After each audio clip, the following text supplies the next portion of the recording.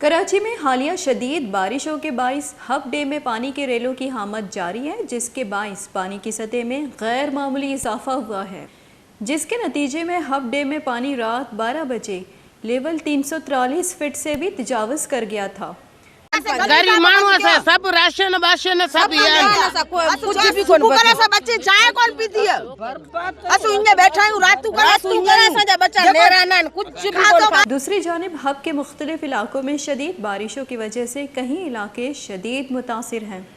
किरियान बाढ़ वाली मुश्किल थी रात जो बचे हैं और ये जेके बिल्डर पांजो आबादी करण जे एवज असा के तोबा रीनता एडा गनी चनाल बिल्डर एडा मंजूर बिल्डर ये सब गजी इन जो पानी सजो असा जे मते था कि ये रेल रात से यहाँ से गुजर रहा है, बल्कि इससे पहले भी एक बड़ा रेल आया था, ये दूसरा रेल है।